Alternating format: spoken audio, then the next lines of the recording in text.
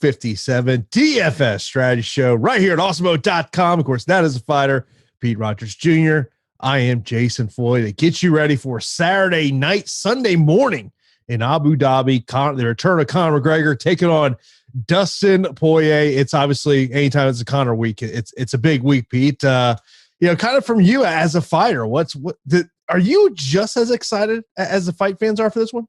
Yeah, absolutely. I mean, whenever Conor's fighting, it feels like, it really elevates the stock of the UFC, and it really just creates a different type of excitement. I cannot wait for this fight card. I'm really excited for the main event and the co-main event. Both guys in the main event have grown so much since the last time that they fought. And I think that, we're in store for a really good card here, like from top to bottom. This is a pretty cut and dry card. I mean, we've been so loaded with UFC cards the past 9 days. It's nice that we're going out with the best one. So I cannot wait for this. Yeah, I'm looking forward to sitting on the couch on Saturday night and watching these fights and see how they play out. But let's get right into it. Let's get right into the main event: Conor McGregor versus Dustin Poirier. And you bring up an interesting point that I wanted to bring up here on the show is, a lot of the discussion about this fight heading into it is, well, the growth of Dustin Poirier in the 6 years since their first meeting. But I feel like no one's talking about the growth of a fighter that Conor McGregor has put into. I mean, and one of the things that I find pure comedy in is everyone like, if Conor's motivated, when has Conor not been motivated? Well, I mean, I can say that during the Khabib Dark fight, that was weird. The lead up to that fight was weird. You saw Conor ripping some whiskey and everything, and it was just not like him. I mean, I think now you see him taking that calculated approach of, doing the right things with the training regimen and the sports science aspect. I love this. I love Conor McGregor to begin with, but I really like this new mature Conor McGregor where he is, he's respectful to his opponents, but he's still really confident in his skills. And I do think that, Conor he has all the money, right? So he's not doing this for money. He's doing this for passion and legacy more than anything. He said he wants his highlight reel to be a movie. And I can appreciate that. And I think that's something to take into consideration here. He's looking to create highlights every single time he comes out there. But, he does seem like a more motivated Conor McGregor. Now, when you look at the price points on this one, Conor McGregor, 9,100 on DK, 7,100 for Dustin Poirier. And over on FanDuel, we got $21 for Conor, $18 for Poirier. Look, I think that if you tell me this fight is going to end within the first 2 rounds, there's not really a doubt in my mind who's going to win the fight. I think for Dustin Poirier, I think the strategy's got to be twofold. Now, whether he does the first fold of this is, I think, probably unlikely, but going to a grappling base to potentially wear down Conor McGregor as this fight goes on, maybe get him up against cage, kind of make this like a dirty boxing type, really try to wear down Conor McGregor, even though, I saw a story today where Conor talked about how it's a myth that, about his cardio. And this is, I think one of the more interesting things that Conor said leading up to this was the fact of, he talked about how, I used to spend all this money just, in terms of my preparations during a fight, but now he's doing it year round. But for Dustin Poirier, how does he win this? I think A is, how does he win this fight early if this fight does end early? And B, with the fact of Conor dominated him so badly in the first fight, psychologically, how do you get past that? Yeah, I mean, I'll say that this fight is a great fight to target. I don't know how you avoid the main event in this, on this DFS slate. I think it's imperative for success. McGregor's priced accordingly at 9,100 and has a great shot at going out there and repeating the previous performance of knocking out Dustin Poirier, because I do think that, with the small gloves and how hard Conor McGregor hits and how precise he is, sometimes fighters just have others' numbers. And that could be a simple case here where Conor McGregor just, kind of is in the head of Dustin Poirier. I watched Dustin Poirier on the press conference this morning, and I don't want to read too much into that, but it does seem like he's slightly off a little bit. So I think for Dustin Poirier, it's it's really important to try to not be rattled. Now, that's a lot easier said than done. Not be tentative on the feet. That's a lot easier said than done because nobody wants to receive that Conor McGregor left hand. But if you go in there and you're giving Conor McGregor a little bit too much respect right off the bat, then you're allowing, Conor to get into a rhythm. And once he really starts to find the home for his shots, all it takes is one shot or a couple exchanges. And the next thing you know, you're looking up at the light. So Dustin Poirier, yeah, you could mention that he should take it to the mat. But if you look back on that Khabib Nurmagomedov fight against Conor McGregor, he was stuffing Khabib's initial shot and actually showed to have some really, really improved takedown defense. So I don't think that path is, such an easy path, but it's got to be better than standing up and training with Conor McGregor. I mean, in order to get past Conor McGregor in the first or second round, you're going to have to eat some shots. It's just, will your chin hold up? Because as the fight goes on, it favors Dustin Poirier with his gas tank and his heart, because look at the Dan Hooker fight. I mean, every Dustin Poirier fight, even the Justin Gaethje fight, he has to weather the storm and then he comes on late. So I just don't know if he can really do that in this spot, but I will not be avoiding Dustin Poirier at 7,100. It's a hell of a value. On the 9,100 price for Conor, what does he have to do to pay off that price? Is it just simply go out there, get a knockdown, first round finish type? Is that enough for you? I think he's got to win inside 2. If he wins inside 2, which I think is the most realistic, then I think he pays off his price tag. It's not like he's boosted up. I mean, I was taking guesses on it last week, and I say, what do they have McGregor, 9,500, 9,400? I was off. 9,100 price accordingly. I mean, that's where it should be. And I think that's a value on Conor McGregor in a spot like this. And you mentioned how hard or how difficult is it for Dustin Poirier to get over the fact that he was knocked out by Conor McGregor? It's twofold. On one, you have a motivated individual that wants to go out there and, right that wrong and get in the face of Conor McGregor and try to, erase that memory. But on the other hand, you can't erase that from your mind unless you went and saw like a hypnotist or something. Like, you cannot erase that from your mind. And it definitely will play out in this fight in some exchanges. Now, Poirier just needs to be a little bit more calculated here and have some better defensive, tendencies. But it's an exciting fight. I can't wait. Yeah, you mentioned about the press conference earlier today, and I text you about the stare down because I didn't know how to view Dustin Poirier. And there's one, I text you, I don't know if this is, he has that look of someone who's dialed in. We don't know if he kind of has, someone has these doubts potentially in his mind. But then, I also thought about it as, I wonder how much the time of this press conference maybe threw off his sleep schedule, because I'm sure that the ATT team, because they're going to fight at about 8, 9 o'clock in the morning, Abu Dhabi time on Sunday morning. I wonder how much maybe that played into it.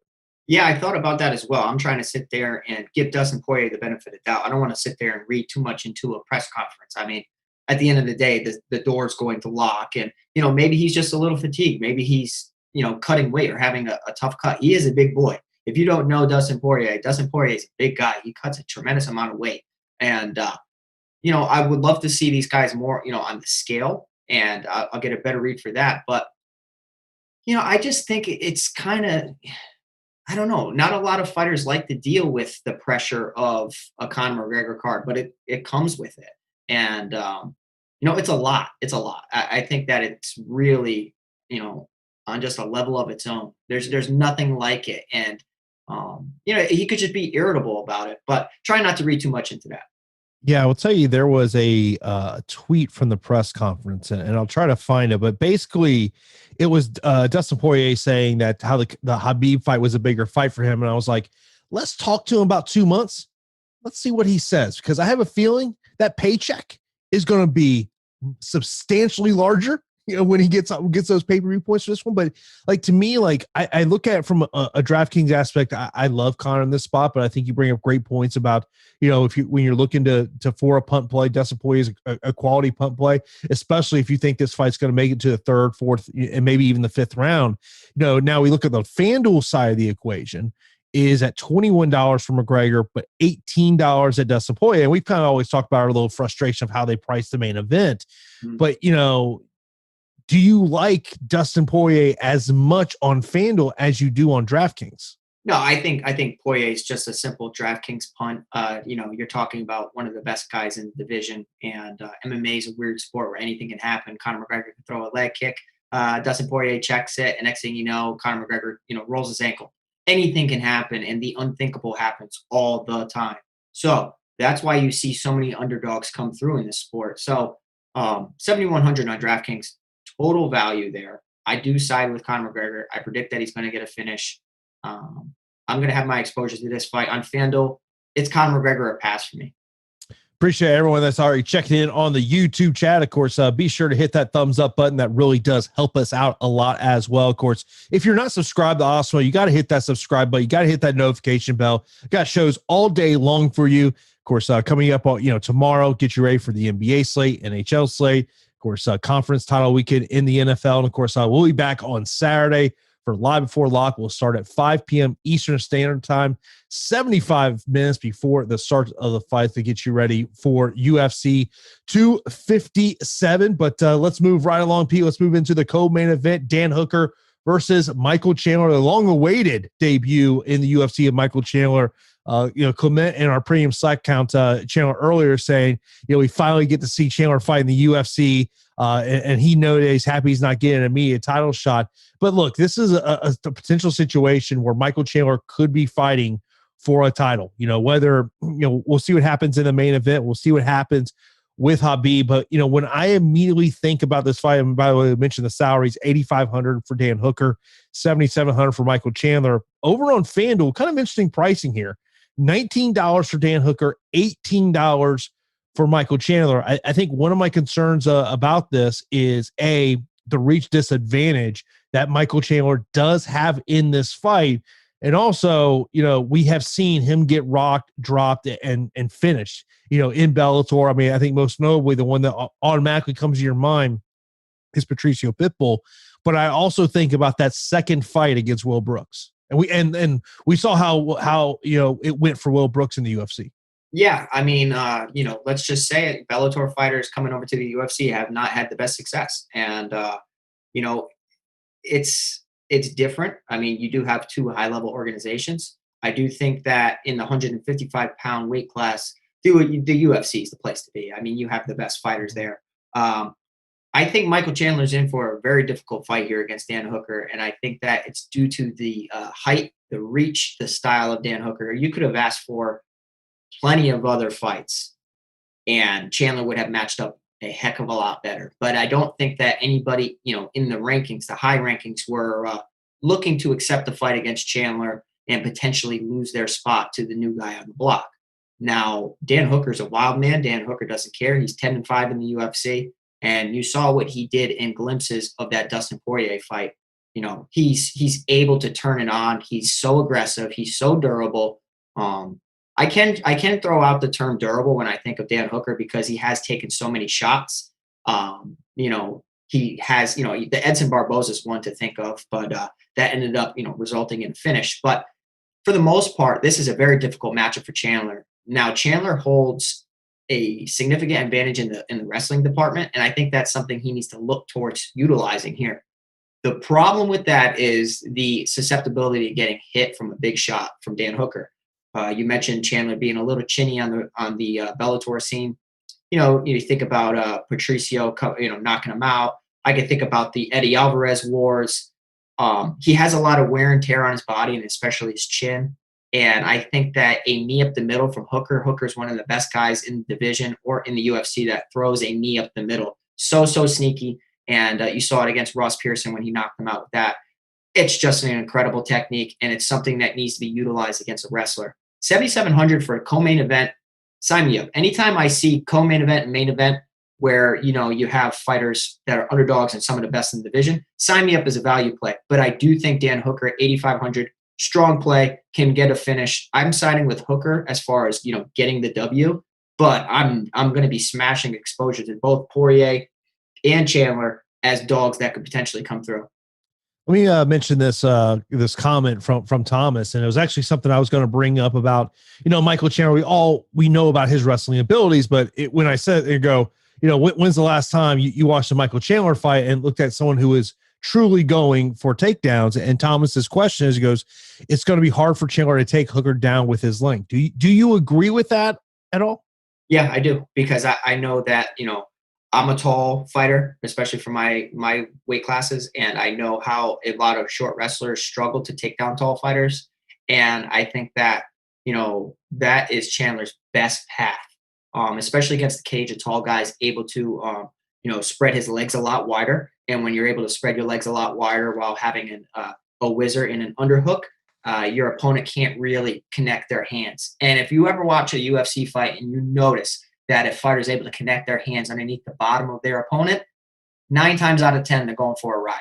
And I just don't see, Chandler being able to do that against Dan Hooker. Open mat, the height shouldn't matter as much. I think that, Chandler does have the style to, get some open mat takedowns with a blast double, or maybe working a single leg, trying to get the tall guy to really rely on his balance. But I'm sided with Hooker. I think that I want to see Chandler succeed. Like, I love Chandler. I really do. I just don't like this matchup. Yeah, I mean, look, you knew once Michael Chandler was signed by the UFC, he was going to be thrown to the wolves. But also, I mean, as people can see on the heat sheet, they can go over to Awesemo.com. They can see your heat sheet. And of course, you got a ton of great content over there at Awesemo.com. Free content that you can check out is the age of Michael Chandler. I mean, this is, it's taken him, he's made a lot of money in Bellator. No question about that. Now, of course, if you want to get access to the great premium tools and content we have over at Awesemo.com, you got to sign up for an Awesemo Plus weekly pass for $29.95. And you see at the bottom of the screen right now, got a great promo going on right now. Use the promo code Connor to get an MMA weekly pass for $2.57. Once again, that's promo code Connor, CONOR, so you can have access to all the great tools and content. I know Alex just about a little while ago put up all the tools and content for UFC 257, so you can check those ownership projections, fighter projections, whatnot. Of course, the ownership projections are the thing that I'm always looking at, because I do hand build a lot of my MMA lineups. Obviously I still use Fantasy Cruncher because I want to see the kind of lineups that Cruncher is going to give me. But I do pay attention a lot to those ownership projections, because look, I think we're going to see this main event, co-main event is going to be where a lot of people are going to look at. I mentioned about on FanDuel, don't really love the price on Michael Chandler at $18. You wish you could get a little bit of a value there in terms of that. Dan Hooker at $19 is interesting. I would say that I agree with everything you said, but I would say, I might have more exposure to Dan Hooker, but you got to have exposure to Michael Chandler. Yeah, absolutely. I think Wednesday's card, we absolutely killed it. The picks were amazing. But the one fighter that let us down was Munir Lazaz in the co-main event spot. And I thought that was a really nice spot for him to display his talents. And it goes to show you that main events and co-main events are some of the closely contested bouts on the whole fight card, because you have two guys that are kind of neck and neck. So always prioritize main event, co-main event when you're looking for dogs sometimes. Next up, we got Jessica against JoJo Calderwood. Jessica 7,800 on DK, 8,400 for JoJo, and they are both $15 on FanDuel. And one thing I wanted to mention about this fight is the new DraftKings scoring system, because we have now had two UFC events, and there you can see Pete, because we were going back and forth on this, and I am sure that there were a lot of people in the same boat that I was on Wednesday, where Mudarji just screwed us in terms of really how I had an excellent lineup on FanDuel in their story. Had an excellent lineup on FanDuel. Unfortunately, had Mudarji in the captain spot. But on DraftKings, it just showed with this new scoring system, with getting only 0.2 points per total strikes and another 0.2 points for significant strikes. If you have a fight that stays on the feet, there are no knockdowns, and it's not a fighter who is throwing 5+ strikes per minute, it's not going to equal a great score. It's a great point. It is a great point. I mean, if you don't have volume strikers like Max Holloway and Calvin Kattar, and it's a stand-up affair, it's probably not going to have the best score. And I do agree with that. I'm not really a fan of this new DraftKings scoring. I love the times when I could look at a fight, watch a fight, and do the mental math where I could already say, okay, he's going to get this amount of points. Now I got to sit here and I got to think about control time and I got equations running through my head.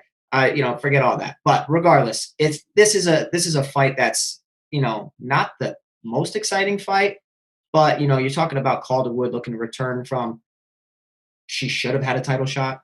She gave up that title shot by accepting that fight, and we talked about it. You're tempting the MMA gods, and whenever you tempt the MMA gods, they like to throw a monkey wrench in your plans, and that's exactly what happened there. I will say that Calderwood will have the volume edge here. The problem with Calderwood is obviously if she, can get submitted. She has been submitted in the past, but Jessica Eye is a low volume striker, has wrestling, doesn't implement the wrestling though. I think this is going to be a stand-up affair, like you mentioned, and I foresee Calderwood kind of, getting the better of Jessica Eye. Not a fight I'm prioritizing. Now, I will have exposure, but it's not a priority for me. One of the questions from Miles, he says, how does Jessica Eye beat JoJo? I see JoJo winning 9 out of 10 times. I think that Jessica Eye needs to, there was a stretch in time where Jessica Eye lost, 4 or 5 fights in a row in the UFC? Yeah. Her job was on the line. And I don't know. I'm not a big Jessica Eye fan, but she does make fights competitive because she's able to compete on the feet. Usually in low volume affairs, it can kind of be like a 3 strikes to 2 strikes type of deal. If you're looking at the stats, and obviously they can be inflated based on some performances, you have Calderwood at 6 strikes per minute and Eye at 3.6. So she's going to be lagging in the volume department. But probably the clinch. I would say that the clinch is something that she needs to utilize here to kind of nullify the speed and the evasive movement of Calderwood. Maybe look to plant her on her back. I highly doubt that because in the UFC, she's landed 0.4 takedowns per 15 minutes. And that's a great point. I was actually going to bring up about the strikes landed per minute. Of course, people can check out the heat sheet over there at Awesemo.com. 6.17 strikes per minute for JoJo Calderwood, 3.65 for Jessica Eye. I will tell you this. When I saw that number on Jessica Eye, I was surprised. For whatever reason, I thought it was higher than that. She probably throws more than that. It's just like she doesn't land that much because she doesn't move her feet a lot with her strikes. She's pretty flat-footed. And, I think she's just been pretty underwhelming as of late. But, you could do worse than women's MMA and picking the contrarian, pick. I was surprised with the odds. I thought that Calderwood would be heavily favored, but she's not because people see she just lost, and was finished. So I think Calderwood's pretty good, and I think she's looking to bounce back here. How about on FanDuel, both at $15? Yeah, let's think about it, right? Because FanDuel, you bring into, takedowns defended into the equation. I don't really see either one of them going for, too many takedowns. Oddly enough, Calderwood has shot the more takedowns and landed the more takedowns in the UFC. She's fine if she gets on top. She has some sneaky jiu-jitsu, and I've always been impressed with her skill set. But if she's going up against somebody who is, superior in that grappling department, she does not fare well in that, in that area of the fight. So $15, it's okay. It's okay. Yeah, I think when you're talking about building those FanDuel lineups, there may be some other fighters that are a little less than $15 that intrigue me more than both of these ladies. I look at them on DraftKings. I just don't see it being high scoring, just primarily based on that new DraftKings scoring system. Sumadarji, I want to say he landed 50 total strikes. Under the old system, he would have got 10 more points. It's a great point. It is a great point. Yeah, I'm not prioritizing this fight. I'll be underweight to the field most likely. Yeah. Next up, we got a matchup. Matt Frevola taking on Otman Azaitar. Azaitar 8,800, 7,400 for Frevola. And then over on FanDuel, $20 for Azaitar, $10 for Frevola. To me, this is, if you're going to be an Azaitar backer in this one, this is straight GPP all the way. I see if he's going to get a win here, it'll likely be a TKO within the first 7-8 minutes. But one of the things about Matt Frevola, this guy, you mentioned about durability with Dan Hooker. This is a guy who's got durability. We've seen him take some shots, but also we've seen him get dropped. I mean, Azaitar, this could be, a very, when everyone's looking at fighters like Conor, Amanda Ribas, some of these other high price options, Khalil Rountree, this may be a guy that you might be able to gain some leverage as someone who can easily get over 100 points. Yeah, I think that Azaitar needs to be circled as a guy that could get you that quick win bonus under a minute. It's just, when he throws shots and he hits people, they fall. I mean, look what he did to Comet Worthy. Look what he did to Timu Pakalan. I mean, this guy really cracks, and he has good boxing. Starting to develop a decent team around him as well.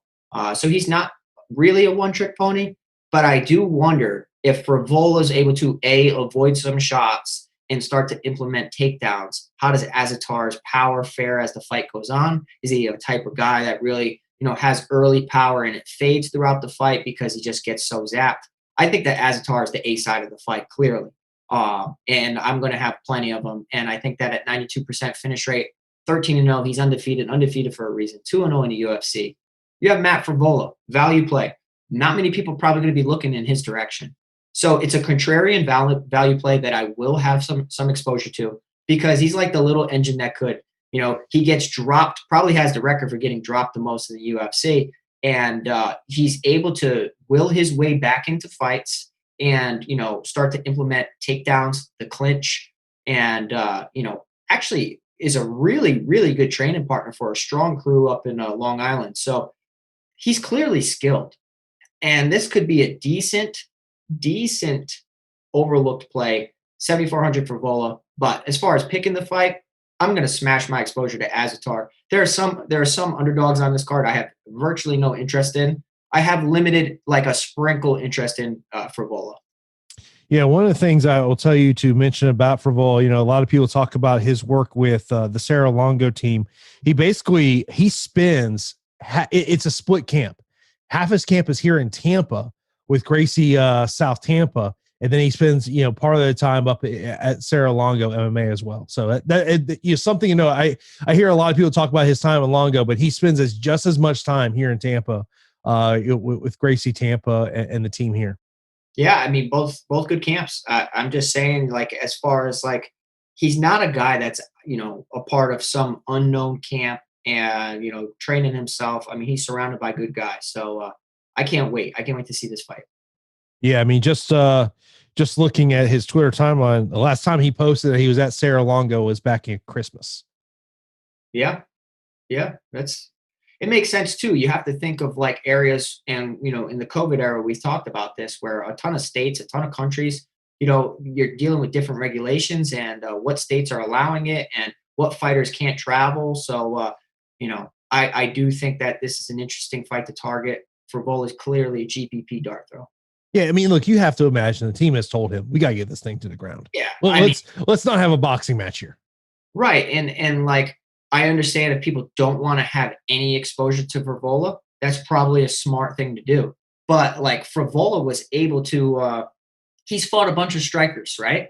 And he's been able to withstand damage, get dropped. His chin is suspect. But he does have a win over Luis Pena and Jalen Turner, two guys that have some pretty clean, crisp striking. So he just got to weather the storm. We'll see. It's unlikely, though. And first fight since the end of 2019 for him. He's had some injuries, had to pull out a fight. There was a COVID situation where one of his cornermen tested positive for COVID, and they both had to drive 40 hours back to Tampa together. What do you think that drive? Could you imagine, Pete, if you were fighting in Vegas and one of your cornermen tested positive for COVID and you weren't fighting for that, and now you're in a car 40 plus hours with them? What are you going to do, though? I mean, what are you going to do? Hopefully you got compensated or got something. I don't think that they did. I mean, what happens in situations like this? Because if the fight doesn't go through, does the UFC compensate them because they got COVID? Or does the UFC say, hey, shouldn't have got COVID, should have been more careful? I'm not sure in that situation, but it was Billy Q. Yeah, that's crazy. Yeah, I'm sure after the first hour or so, they got through it. But you got to imagine that first hour for Vol hurting. I mean, he had to be just furious. Had to be. Oh, of course. I mean, it's a situation outside of your control. At the end of the day, what are you going to do? I know how I have been when I've had opponents pull out of fights the day of, or they've missed weight, or they've had something medically wrong, and then the fight's scrapped the day of, and how upset you get. So I could only imagine. Yeah, but it's the world we live in. The opening fight of the pay-per-view, female matchup, Marina Rodriguez versus Amanda Ribas. Amanda Ribas, 8,900 on DK. Rodriguez, 7,000. Then over on FanDuel, $20 for Ribas, $9 for Rodriguez. The one thing that obviously there's a ton of hype around Amanda Ribas. Her star power has just blossomed over the past couple of months, especially after that win against Paige Van Zandt last year. But, while she is the fighter everyone's talking about, if we want to talk about who has had the tougher test to this point in their UFC career, to me, it's Marina Rodriguez. Not saying I'm picking her to win. I'm just saying she's faced a tougher level of competition to this point. Yeah, I mean, you have to understand what the UFC is doing in certain situations, and you have to be careful to not fall in love with that prospect title, because we've seen so many prospects bust. And, at one time, Paige Van Zandt was viewed as a prospect. Let's not forget that. So, I think Amanda Ribas is legit. I think she comes from a great camp, an American Top Team. She has good striking, good grappling, and, good fight IQ. So she's 10-1, super skilled, does have some good wins. Some wins have aged well, especially that win over Mackenzie Dern. As far as Rodriguez, she's no slouch. So I don't want people to think that this is a cakewalk matchup, because if Rodriguez keeps this fight standing, it's highly competitive, and it is, she's a live underdog at $7,000. She really is. She can definitely win a striking match against Amanda Ribas. I think that I'm picking Ribas to win the fight. I think she can get it to the mat, because once she can get it to the mat, she has good ground and pound, good jiu-jitsu, and good top control, just good jiu-jitsu overall. Rodriguez looks lost once she's on her back. I think that if Rodriguez keeps it up, keeps it in the clinch, things could get interesting. But Ribas is my pick, 9,200. Not sure if I pay that price tag too much. I'd rather take Conor McGregor 9,100, or somebody like Azaitar, who could give me that quick win bonus. Now, she could go out there and get a quick submission win. Definitely possible. But at 9,200, you're paying for the name. I'm going to be a little underweight, but I think she should win. Of course, you see there at the bottom of the screen, Amanda Ribas, a -300 betting favorite. And when you want to check out the betting odds, just go over to oddshopper.awesemo.com to check out the lines, where you can price out who has the best lines. And you can sign up free today to track your bets and receive alerts when a line moves. Maybe you want to see, maybe if Amanda Ribas gets down to like -275, that's when you want to hop on it. You got to sign up there over at oddshopper.awesemo.com. Don't make a bet without shopping the odds first. We've talked a lot about Amanda. How does Marina Rodriguez get the job done? If someone is looking at a punt play, maybe they don't want to go the Dustin Poirier route. Marina Rodriguez at 7,400. How can she get it done?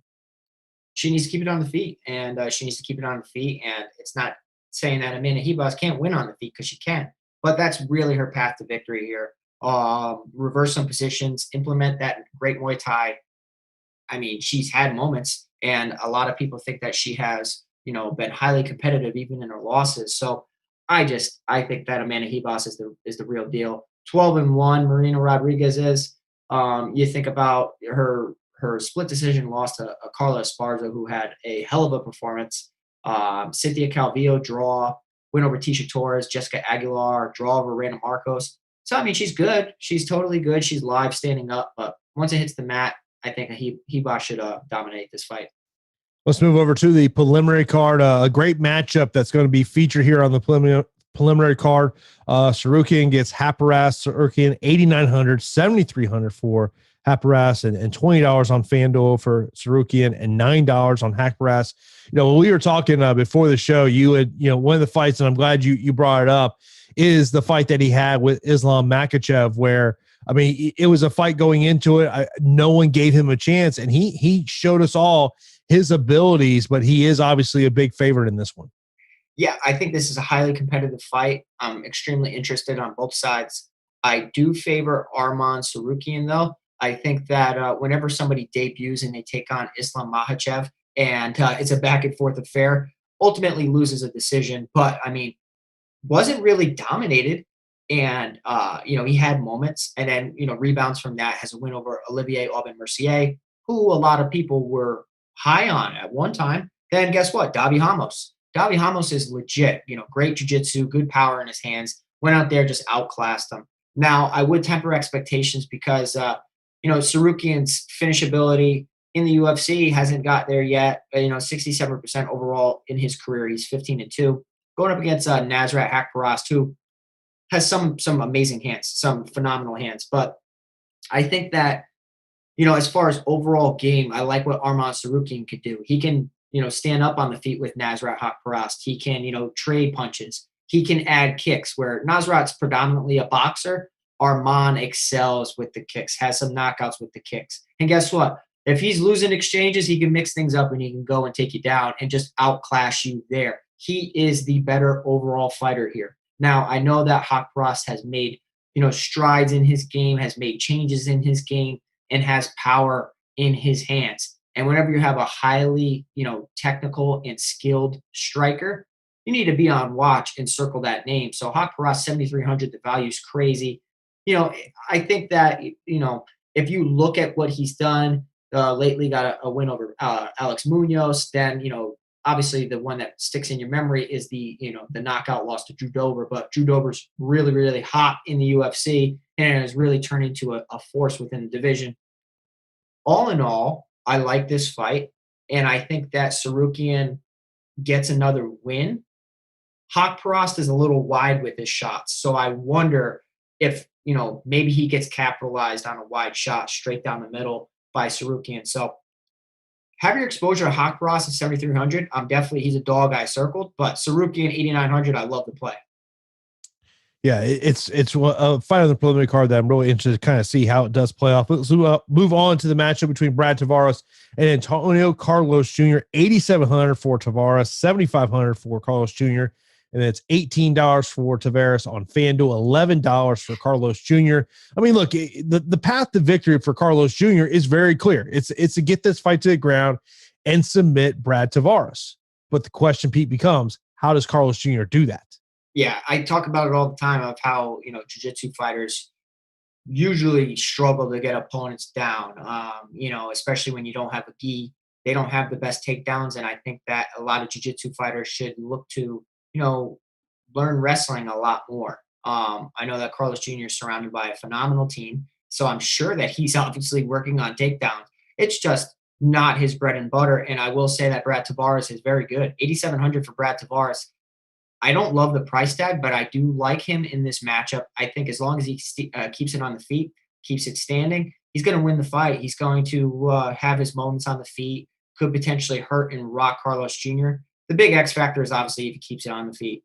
Carlos Jr.'s gas tank is a little questionable as well, and I think against such a durable Brad Tavares, that could be a recipe for disaster right there. I mean, Carlos Jr., it takes one slip, he could spin around, choke you out. That's just how it is. He's a live underdog, 7,500, but I think Brad Tavares is the A side of this fight, and I think he's going to beat him. Yeah, I mean, I look at Tavares on $18. I think he might be a high price option that you might be able to gain some leverage in terms of, creating yourself a unique lineup, because, Carlos Jr., you've mentioned this point before, when we're talking about, just when you look at elite level grapplers, they don't exactly have this great double leg takedown, a great single leg takedown to get the fight to the ground. So I do wonder, could Brad Tavares rack up some takedown defenses where that's obviously key over on DraftKings, or excuse me, on FanDuel. On DraftKings, I think the question just becomes if Brad Tavares goes out there, wins by decision, and we know and people can see the amount of wins he does have by decision over at Awesemo.com on your piece, can he score enough on DK?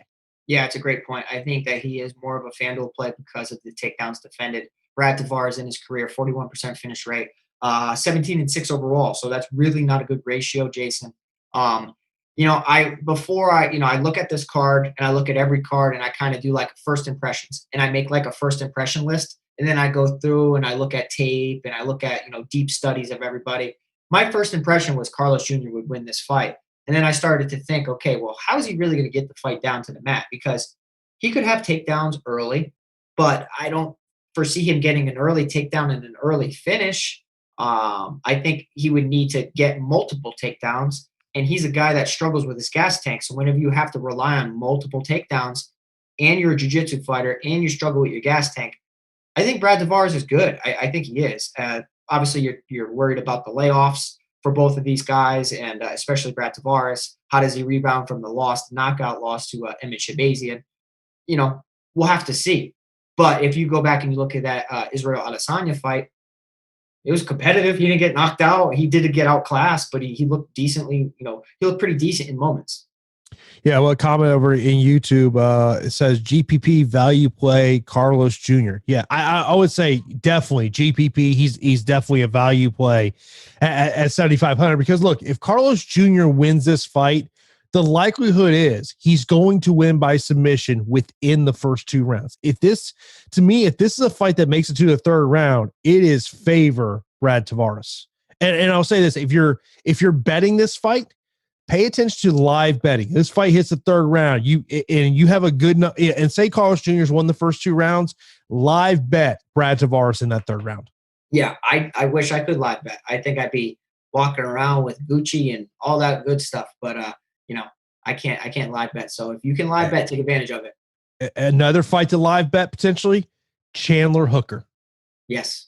I could see Michael Chandler getting up 2-0, and then all of a sudden wears down. Dan Hooker potentially takes over, gets a late 3rd round finish. Well, yeah, I mean, we've seen what, Hooker, as long as he has a pulse, he's going to be there and he's going to keep fighting and taking a ton of damage in that Dustin Poirier fight and came through. So I'm excited for that. I'm excited for this Tavares Carlos Jr. fight. We'll have to see how it plays out, but I do favor Tavares. Look, I know what you're excited for. You're excited for the 8,200, 8,000 matchup between Juliana Pena and Sarah McMann. Sarah McMann is the 8,200 side in this one. Then over on FanDuel, $16 for McMann, $13 for Juliana Pena. This is another fight that I think when we're talking about DraftKings, you got to think about the new DraftKings scoring system. If you're taking Sarah McMann, your thought process has got to be she is going to use her wrestling, multiple takedowns, control time to rack up points. If this fight plays out on the feet, I think it's not a great score on DraftKings. But if this fight does go to the ground, Sarah McMann has to be careful when we're talking about the submission ability of Juliana Pena. Yeah, absolutely. I think that Sarah McMann here, it's tough to trust. She is 40 years old, and both of these ladies haven't really been the most active under the UFC banner. They just haven't for different reasons. But Sarah McMann, former Olympian, phenomenal wrestler, and there's no reason why she should get out wrestled to Juliana Pena, and I don't think that she will. I think that Pena enjoys clinching too much for her own good in a matchup like this. Like you mentioned, the possibility that this is a stand-up fight, and maybe that it doesn't score well.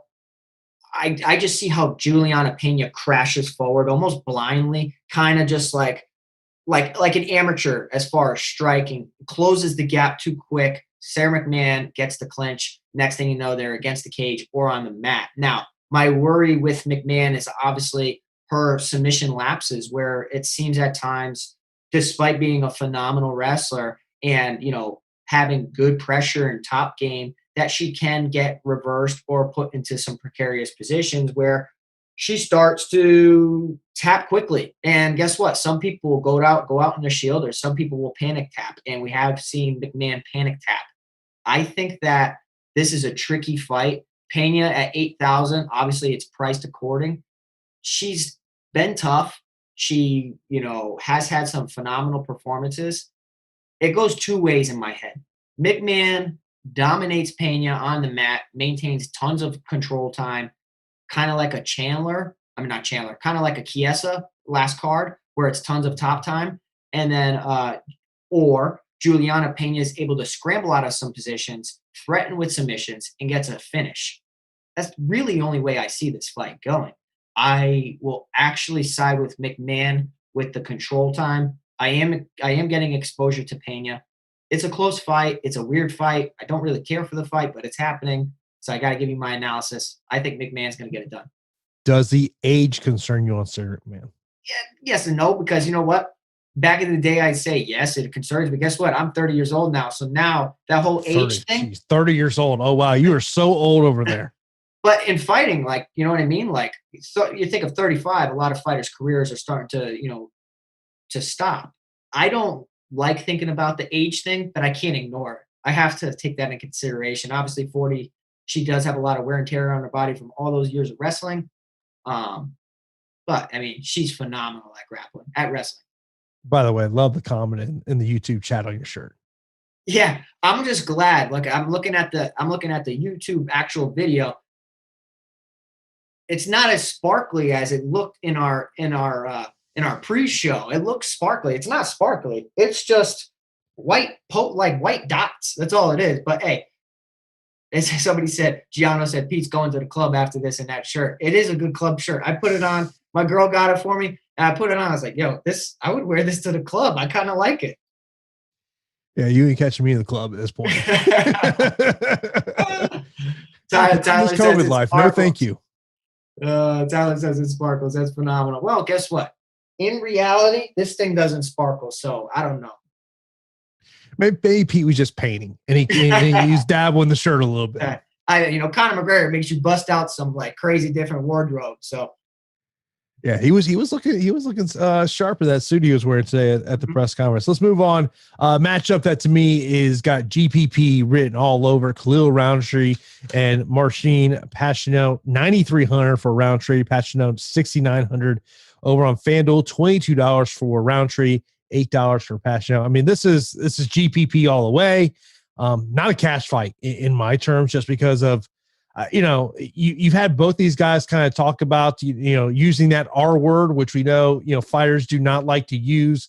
We've seen Khalil Rountree, since making that move out the Tiger Muay Thai, of how he's redeveloped his game. I mean, you think about that Eric Anders fight that he had where, was it 4 knockdowns in that fight? Just a one-sided beatdown in terms of that fight. But to me, look, I think that if you're playing 150 lineups, you still got to sprinkle in the underdog here. But to me, you have to have way more exposure to Khalil Rountree. I mean, he's likely going to be highly owned. Of course, if you want to check out the ownership projections, you see it right there at the bottom of the screen. Sign up for MMA Weekly Pass for $2.57. We use that promo code Connor, CONOR. I guess, first off, how does the underdog pull it off here? Underdog pulls it off by not getting hit by Khalil Rountree, but good luck.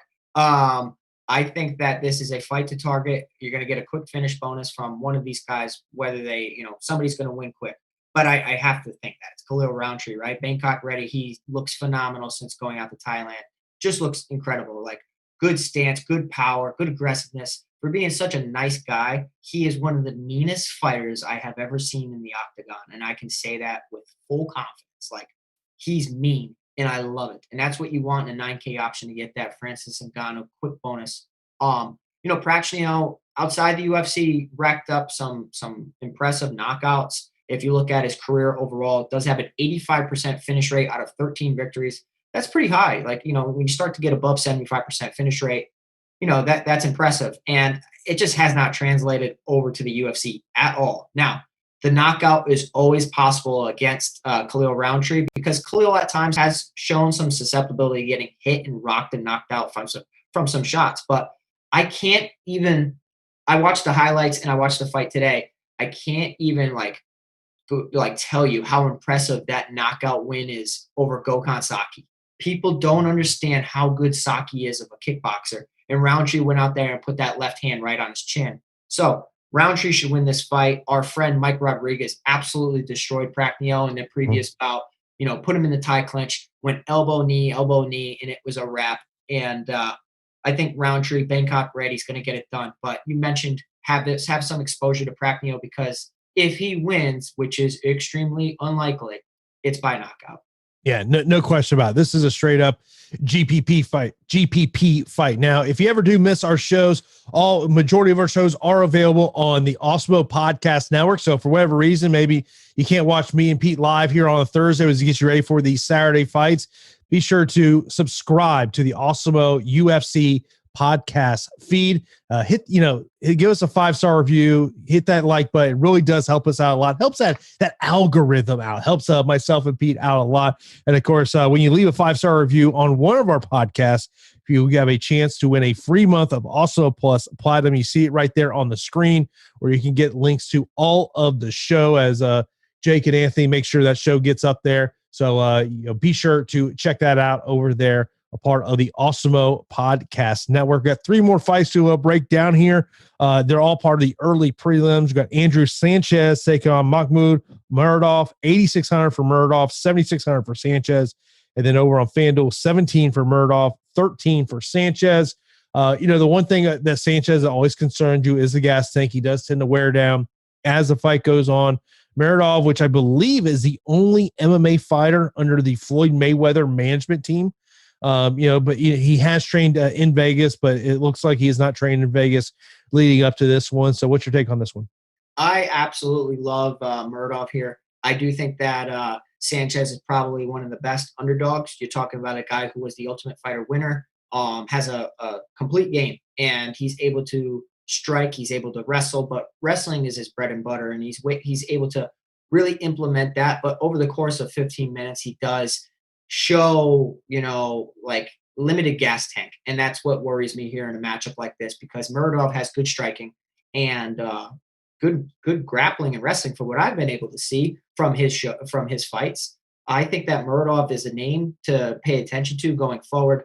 Is 24-6 overall, 79% finish rate for Muradov of 24 victories. That's highly impressive. He knocks out a lot of people. But I like this fight. I'm going to target both sides of it. Muradov, in my opinion, is the A side. I'm going to, lean a lot more towards him. I just think that he's going to be able to get out to a fast start, wear down Sanchez, potentially finish him. But the way Sanchez gets this done is by pressing Muradov against the cage and making a fight ugly. Lots of clinching, lots of shooting for takedowns, lots of trying to zap Muradov's gas tank.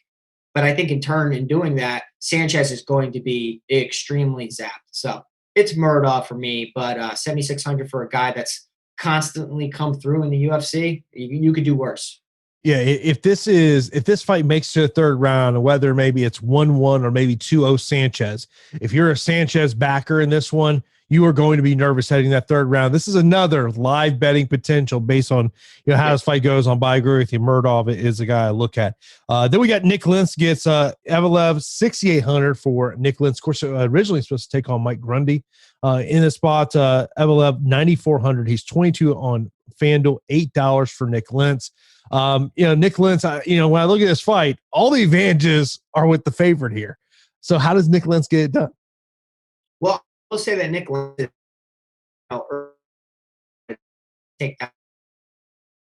he's actually really good. A lot of people don't know that. He's a tough guy, good overall game, is 36 at this stage in his career, has taken a ton of damage. I will say that, Nick Lentz had a falling out with American Top Team. And when Nick Lentz, had a falling out with American Top Team, he was upset with the owner, Dan Lambert, and said, put me against any of your fighters and we'll do a side bet for $50,000 and I'll come out victorious. And I think that, Movsar Evloev has trained at American Top Team. So it's interesting here. It's very interesting here. But I think that Movsar Evloev at 9,400, he's able to have the striking advantage, the wrestling advantage, the durability as well. He's undefeated for a reason, 13-0. 6,800 if you want to target a guy that has, nearly 50 fights, and Nick Lentz, who's seen it all in the cage, and you think that he's going to get over on this prospect, I understand. Nick Lentz has some great wins in the UFC, and he has competed higher in higher weight classes. But it's Movsar Evloev here at 9,400. I think that Evloev's a strong play. And then our first fight of the night, you got Albazi against Zalgas, 7,900 for Albazi, 8,300 for Zalgas. He's $16 on FanDuel and then $14 for Albazi on FanDuel. So this is one that I kind of feel like a lot of people may target just mainly because of the price. Yeah, the price and the box score, right? Like everybody wants to target a fighter who's coming off of a win and kind of want to fade somebody who's coming off of a loss. And what we have here is a guy under 8K that,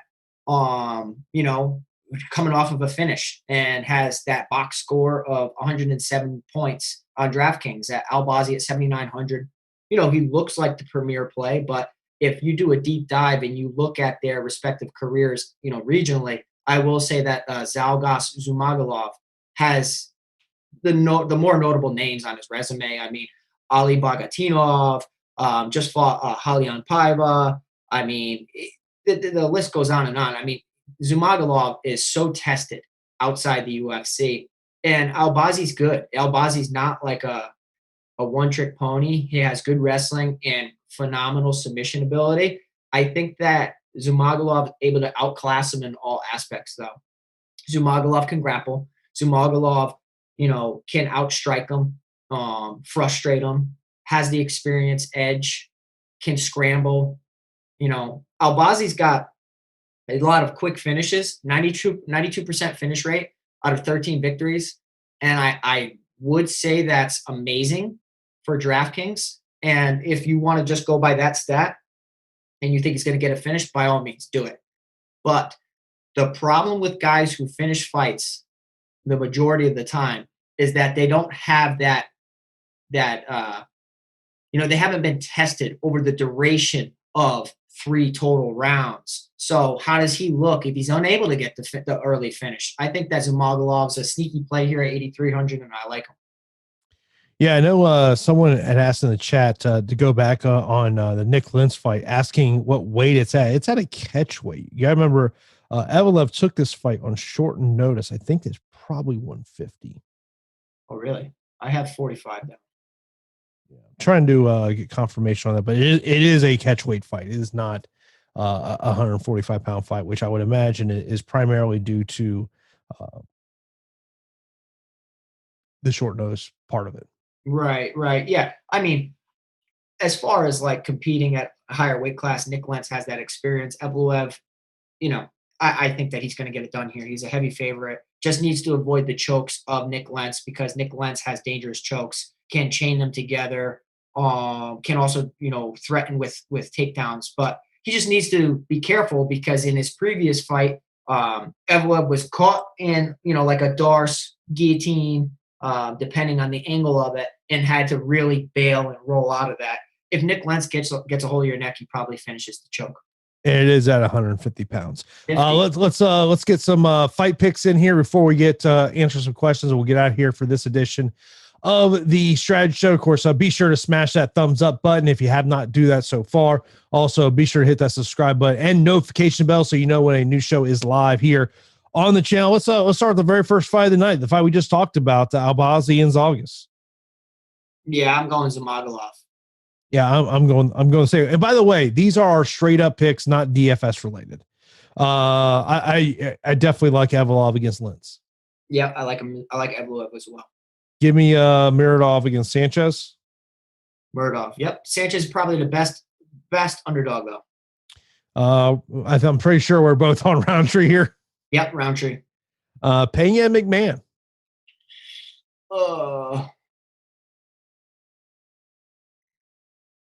McMann. Give me Juliana Pena. So we got the first disagree. I've got the highlighters out to see which fight we disagree on the straight up picks here. Tavares against Antonio Carlos Jr. Tavares. I'm with you on that one. Tsarukyan against Haqparast. Tsarukyan. I'm with you on that one. Ribas and Rodriguez. Ribas. I go the same there. Azaitar and Frevola. Azaitar. All right, we're in line so far here. Calderwood and Jessica I. Calderwood. I agree with you there. This is the one I went back and forth on, Hooker and Chandler. Same. I'm going Hooker. I wanted to take Chandler, but I'm going Dan Hooker. Trust me, I want to say Chandler too. He's one of my favorite fighters. I've fought in Bellator. I look up to Michael Chandler. I want him to win. But And I'm then going Hooker. And then the main event, give me Conor McGregor. Yeah, Conor McGregor. You know what? Tanner mentioned something in the chat. He goes, no underdog picks, Pete. You're right. You're right. I don't like any dogs here. As far as like for me to really think that they're going to win. You're right, Tanner. But as far as exposure on DraftKings, I have to get to some dogs. And I've narrowed it down to a couple of them that I'm going to really get exposure to. I think that Chandler, Poirier, Sanchez are 3 to start with. There's a couple other, but yeah, that's my mindset behind it all. Yeah. Let's see. Matt here in the chat says Conor at 21 seems cheap compared to, say, Santiago Ponzinibbio at $23 last Saturday. Great point that you mentioned there. Yeah. That's that hindsight 2020 right there. Yeah. Miles says, what does Chandler do best? Haven't seen a lot of his fights. I mean, he's a wrestler, but he is a wrestler that has fallen in love with his hands. Yeah, he's phenomenal. He is phenomenal. Yeah. Let's see here. Just want to get a couple of questions here that maybe we had not got to when we were talking about the fights. I know we'll get maybe it's not in the chat, but we'll get this question. Top 2 underdogs on the card. Well, top 2. Well, let's say from a DFS perspective. Okay, I was going to do a cop out. I will say that Chandler. I'm still going to cop out. I'm going to say Chandler and Poirier, right? Like they both have clear avenues, and at their price points, it's a close fight. I'm always going to prioritize main event and co-main event underdogs, as I spoke of before.